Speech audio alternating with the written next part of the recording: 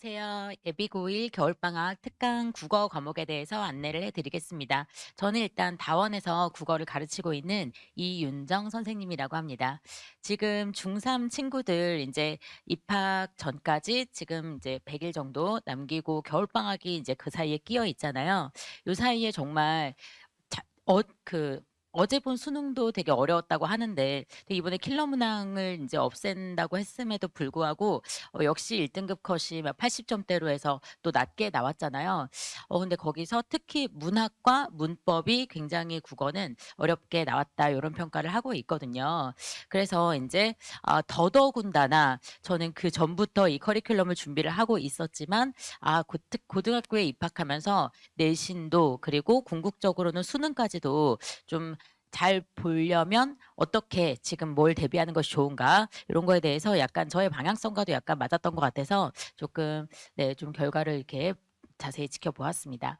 일단은 저는 먼저 요 부분을 먼저 말씀드리고 싶습니다. 그래서 지금 이제 중등국어 내신도 얼마 전까지 학생들이 끝났을 텐데요.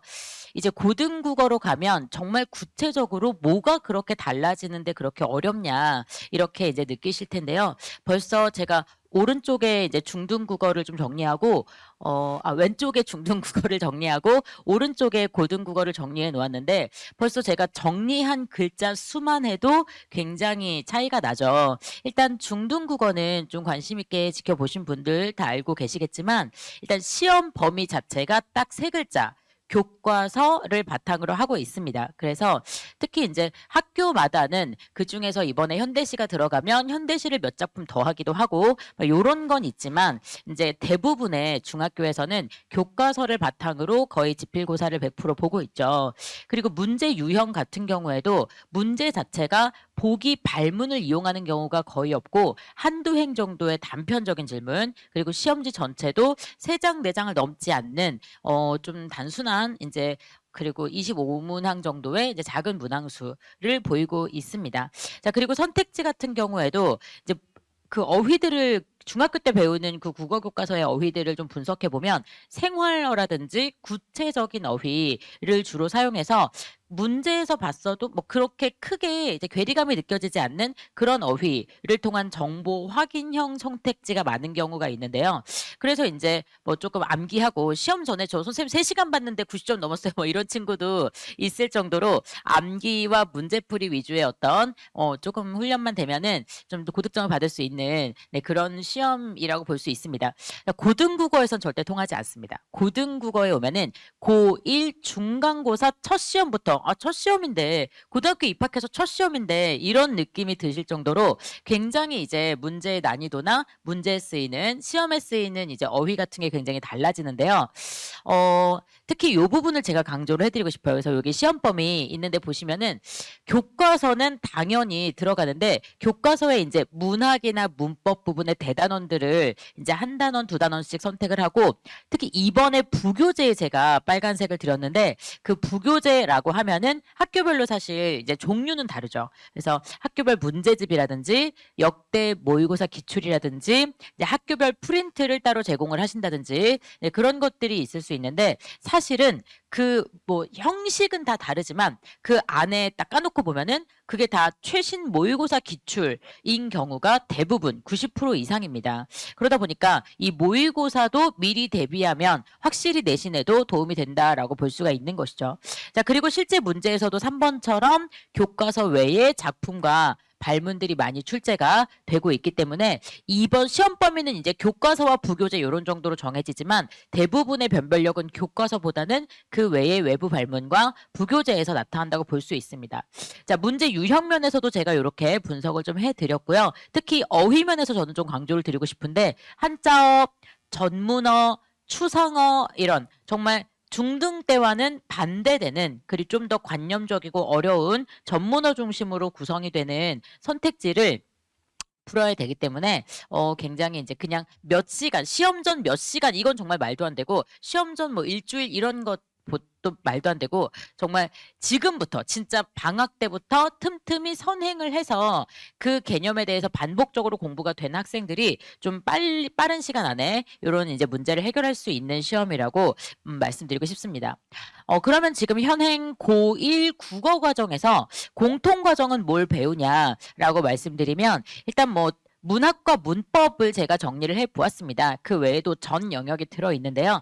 대부분 학교에서 이제 메인 시험 범위로 정하고 있는 영역입니다. 특히 이번에 저는 그 중에서도 이제 현대문학은 이제 갈래별로 주요 작품, 주요 작가, 고전문학도 역시 주요 작품, 주요 갈래들, 이제 갈래별 특징 포함해서 이제 교과서에 실려 있고요. 그리고 문법은 저렇게 의문의 변동, 표준 발음법 형식으로 들어 있습니다. 그리고 한글 맞춤법, 문법 요소, 중세국어 이렇게 딱 정해져 있어요. 고1 국어 교과서 안에. 그 중에서 이렇게 세 파트로 나눴을 때 학생들이 이 시험 직전에 가장 혼자 하기 어렵거나 혼자 했을 때 좀 방향성을 잘못 잡을 수 있는, 그래서 정말 전문가의 도움이 필요하고 좀 먼저 반복을 하면 할수록 좋은 그런 이제 갈래는 무엇인가라고 했을 때 고전 문학은 주로 2학기 때, 문법은 이제 1년 내내 거의 이제 포함되어 있어서 이런 부분이 정말 미리 공부를 해 두어야만 하는, 정말 고득점을 노리고 있다면 미리 공부를 해 두어야만 하는 갈래로 말씀드리고 수가 있을 것 같습니다. 그래서 제가 이번 겨울방학에 예비 고1을 대상으로 하는 그 특강은 사실 지금 시즌 1과 시즌 2로 진행을 하고 있는데요. 시즌 1 같은 경우에는 이제 교과서에서 어려운 부분 중에 문법에 포인트를 두고, 그 다음에 최신 기출 모의고사는 문학에 포인트를 두고 있습니다. 그래서 교과서에서 어려운 부분이 이제 조금 전에 말씀드렸듯이 문법 부분과 고전 시가라고 말씀을 드렸는데요. 시즌 1의 교과서에서 어려운 부분 문법을 한다면은 지금 이제 12월 31일 겨울방학 때 개강하는 시즌 2 수업에서는 이제 교과서 이제 혼자 하기 어려운 부분에서 고전 시가를 주로 다룰 예정입니다. 자, 그리고 최신 기출 모의고사 학생들에게 부교재 형식으로 와닿을 그 최신 기출 모의고사를 다루는데요. 자, 시즌 1에서는 문학 분석을 중점으로 하고요. 시즌 2에서는 비문학을 중점으로 합니다. 그래서 이제 겨울방학 관심 있으신 지금 겨울방학에는 사실 100일 특강의 약간 시즌 2 느낌인데 전혀 연결해서 하는 수업은 아니기 때문에 뭐 시즌 1 안 들었는데 어떻게 해요? 이런 거는 크게 상관은 없으세요. 영역을 아예 나눠놨기 때문에 네, 지금이라도 얼른 시작하셔야 하는 그런 과목인 거죠. 자, 그래서 시즌 2에서는 교과서에서 홀로 하기 어려운 부분 고전 시가와 그 다음에 최근 기출 모의고사의 비문학 지문을 정말 정밀하게 분석하고 연계 문제도 풀어보고 이런 시간이라고 보시면 될 것 같습니다. 12월 31일에 올해 12월 마지막 날 개강을 해서 이제 설 전주까지 이어지는 과정입니다.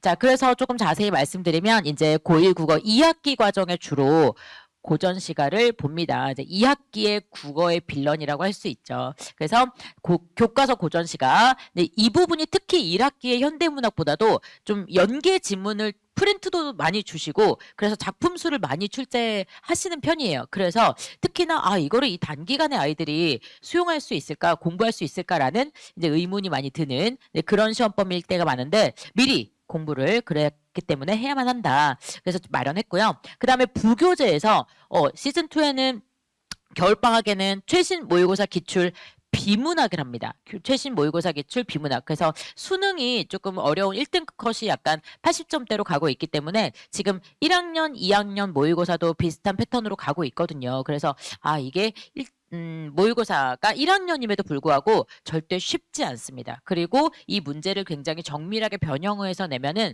조금 한두 번 읽어본 상태로는 또 맞추기가 어려운, 아는 지문인데도 맞추기가 어려운 그런 때가 많아서 이제 여러 각도에서 다방면의 문제를 미리 분석하고 풀어보는 그런 이제 수업이 되겠습니다. 자, 자세히도 한번 말씀을 드리면요. 고전 시간은 그래서 구체적으로 뭘 합니까? 라고 했을 때, 자, 노란색 세 줄을 보시면 가장 구체적인 말씀을 드릴 수 있을 것 같아요. 그래서 고대가요부터 해서 이제 고전 시가의 역사, 향가, 고려가요, 고전 가사. 네, 이 부분이 이제 내신에서는 주로 이제 국어 교과서에 출제가 돼 있고요. 그리고 수능에서는 보통 시조 중에서도 연시조와 고전 가사가 관동별곡, 송미인곡 같은 제목 들어보셨죠? 그래서 그 가사가 많이 출제가 됩니다. 그래서 당연히 모의고사나 수능에도 급하게는 이제 입학하자마자 보는 3월 모의고사에도 당연히 도움이 되면서 내신에 이제 전천후로 대비할 수 있는 약간 올패스 느낌의 네, 그런 이제 영역이라고 보시면 될 것 같습니다. 자, 2번 보시면은 이 고전 시가를 고어 해석부터 주요 주제별, 출제 요소별, 연계 작품이 고전 시가는 정말 많습니다. 예를 들어서 뭐 관동별곡이다라는 이제 또 우리 국어 교과서에 굉장히 전통적인 빌런 한나가 있잖아요. 그 관동별곡이라는 작품의 연계 작품은 제가 연계 작품으로만 교재를 하나 만들 수 있을 정도로 굉장히 연계 요소가 많습니다. 뭐 출제 포인트 중에서도 뭐 감정이입부터 감각적 표현, 원근법 이런 모든 비유법 이런 것들 다 나와 있고 또 주제면에서도 연군지정, 우국지정, 강호한정 이렇게 굉장히 많은 주제들이 연계되어 있어서 정말 연계 작품은 뭐 해도 끝이 없을 정도인데 그 중에서 빈출 작품 그리고 꼭 좀 빈출인데 어려운 작품 네, 그런 작품을 꼭 이제 여기 넣어가지고 수업을 할 예정입니다. 그리고 이제 3번 특히 이제 고등 문학에서 수능에서 가장 많이 출제되는 관례가 시조거든요. 그래서 고전 시가 중에서는 그래서 주제별 시조 50편 강독을 과제 및 테스트로 이제 훈련을 시킬 예정이어서 이 부분도 굉장히 주목해 주시면 좋을 것 같습니다.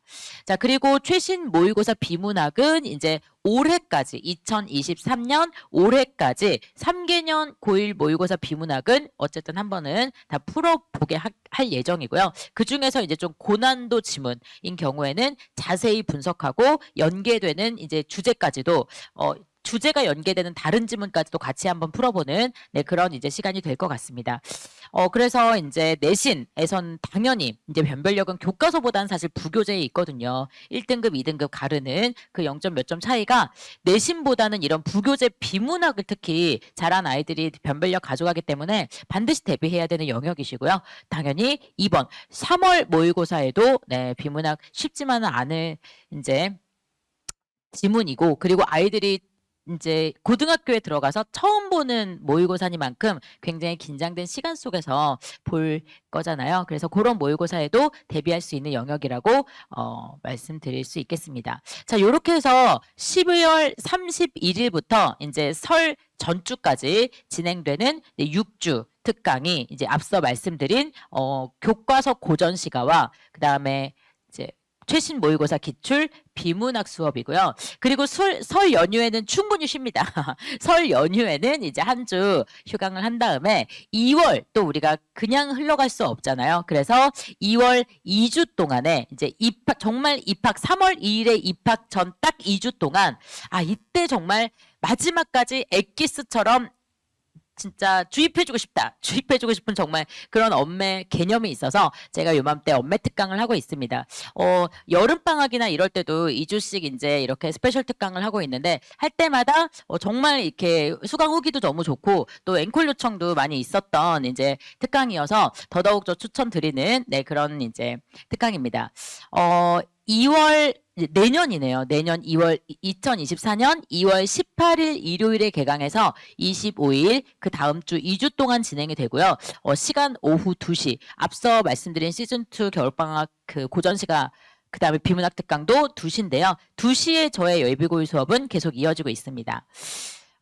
이 시간에 특히 핵심으로 다룰 개념은 단어론이라고 할 수 있는데요. 단어론 부분이라고 하면 이제 형태에 관련된 문제인데 아이들이 가장 어려워하는 이 빨간색의 개념들을 보시면은 문법 전 영역, 뭐 표준 발음법, 의문, 뭐 맞춤법, 아까 뭐 문법 요소 이런 게 고1 국어 교과서에 있다라고 말씀드렸는데 사실 그걸 포함해서 문법 전 영역에 바탕에 깔려 있는 개념이 바로 단어론 형태론이라고 할 수 있어요. 특히 이제 개념적으로 말씀드리면 어간과 어근은 무슨 차인지, 또 규칙 활용인지 불규칙 활용인지, 뭐 동사, 형용사의 경우에, 그 다음에 이건 조사인지 의존명사인지, 그래서 띄었어야 되는지 뭐 붙였어야 되는지, 그 다음에 명사를 꾸며주고 있는데 얘가 관형사인지 아니면 관형어인지, 관형사이면서 관형어일 수는 없는 건지, 이렇게 비슷하지만 완전히 다른 개념어들을 우리 친구들은 정말 많이 헷갈려하고, 이게 명백하게 변별하는 공부를 여러 번을 해야 확실히 이제 이제 나도 설명할 수 있겠다 정도의 그런 개념을 잡을 수 있는 내용이고, 그리고 이 지금 개념 4개를 정리해드린 이 부분이 굉장히 모의고사 문법 엄매 부분의 그 킬러 문항으로도, 이런 것들을 몰라서, 이 개념들을 몰라서 결국은 틀리게 하는 그런 문항들이 굉장히 많거든요. 그래서 이 개념들만 정말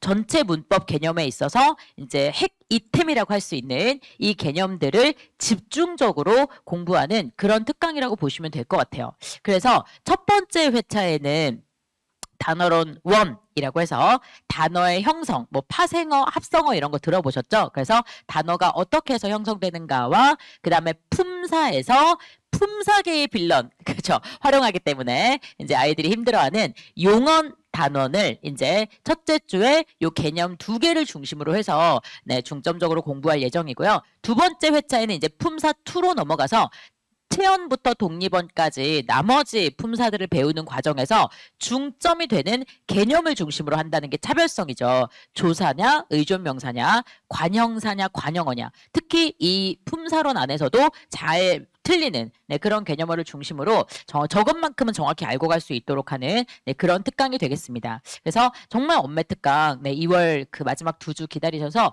꼭 수강해 주셨으면 좋겠습니다.